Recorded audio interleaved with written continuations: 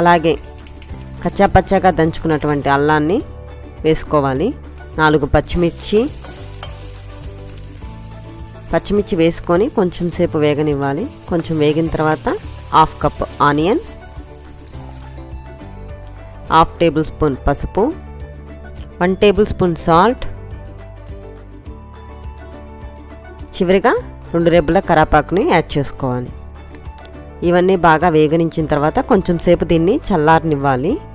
తర్వాత ఒక బౌల్లో ఒక 1 కప్పు వరకు పెరుగు, దీన్ని విస్కర్తో బాగా చిలకొట్టుకొని 1/2 కప్పు వాటర్ యాడ్ చేసి మళ్ళీ ఇంకోసారి విస్కర్తో బాగా చిలకొట్టుకోవాలి.